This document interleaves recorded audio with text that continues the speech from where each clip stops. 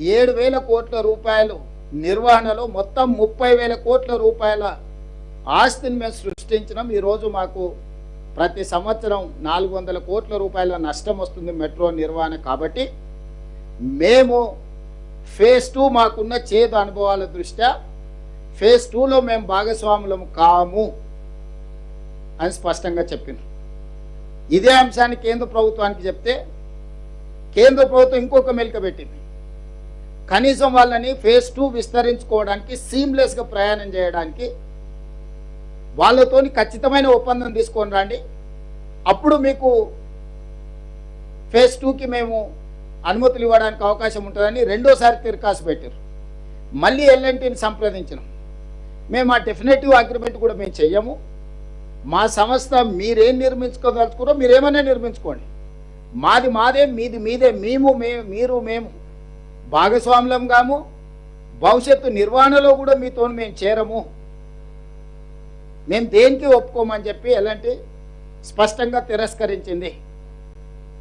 అప్పుడు మాకున్న ప్రత్యామ్నాయం కేంద్ర ప్రభుత్వాన్ని అడిగినాం.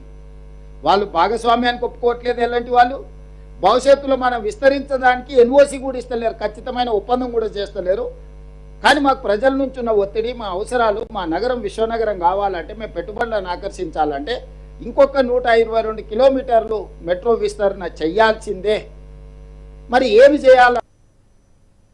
మా అధికారులు, కేంద్ర ప్రభుత్వంలో ఉన్న అధికారులు, ఖట్టర్ గారు, నేను, మిగతా ఎలాంటి వాళ్ళతో చర్చలు చేసినప్పుడు మీకున్న ఏకైక ప్రత్యామ్నాయం మీరు ఎలాంటి సంస్థ నుంచి ఇప్పుడున్న ఎలాంటి మెట్రోని మీరు కొనుగోలు చేయండి రాష్ట్ర ప్రభుత్వం, అప్పుడు మీరు యజమాని అవుతారు. కాబట్టి ఇప్పుడు మీరు ఫేజ్ 2 రాష్ట్ర ప్రభుత్వం కేంద్ర ప్రభుత్వం కలిసి నిర్మాణం చేయాలనుకుంటున్నారు. కాబట్టి ఫేజ్ 1కు మీరే యజమానులు అయితే ఫేజ్ 2కి కేంద్ర ప్రభుత్వం పెట్టిన అన్ని నిబంధనలకు యజమానులుగా మీరు సంతకం పెట్టవచ్చు.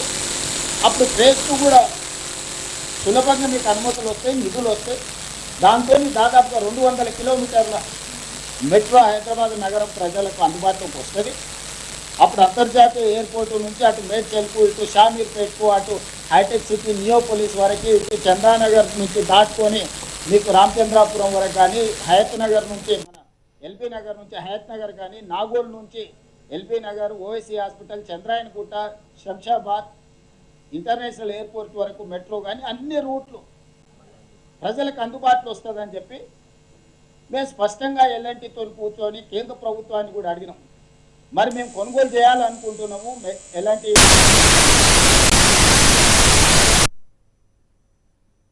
అందులో భాగస్వామ్యం చేయండి అని అంటే కేంద్ర ప్రభుత్వానికి మేము లేఖ రాసినాం. మీరు ఎవరి పేరు ఇస్తారో ఇవ్వండి అని. ఉత్తరప్రదేశ్ మెట్రో, ఉత్తరప్రదేశ్ రాష్ట్రంలో నిర్వహిస్తున్న మెట్రో ఎండీని సుశీల్ కుమార్ని తెలంగాణ రాష్ట్రం ఎల్ఎన్టీ నుంచి కొనుగోలు చేయాలనుకున్నది అంటే కేంద్ర ప్రభుత్వం తరఫున సభ్యుడిగా పెట్టింది కేంద్ర ప్రభుత్వం. All these are official documents. 30,000 కోట్ల రూపాయల ఎల్ఎన్టీ ఆస్తిని 15,000 కోట్ల రూపాయలకే రాష్ట్ర ప్రభుత్వం కొనుగోలు చేసి, చర్చలు చేసి, నెగోషియేట్ చేసి, ఆఫీసర్స్ కమిటీ వేసి, ఆఫీసర్స్ కమిటీ పైన cabinet sub committee resource mobilisation Bhatti గారిని, ఉత్తమ్ గారిని, శ్రీధర్ బాబు గారిని, జూపల్లి కృష్ణారావు గారిని పెట్టి క్యాబినెట్ సబ్ కమిటీ పెట్టి అక్కడి నుంచి క్యాబినెట్కు తీసుకొచ్చి, క్యాబినెట్ నుంచి అసెంబ్లీకి తీసుకొచ్చి 30,000 కోట్ల రూపాయలు నికరంగా పెట్టిన మెట్రోను రాష్ట్ర ప్రభుత్వం మెట్రో ఎల్ఎన్టీని ఒప్పించి 15,000 కోట్ల రూపాయలకి కొనుగోలు చేసింది.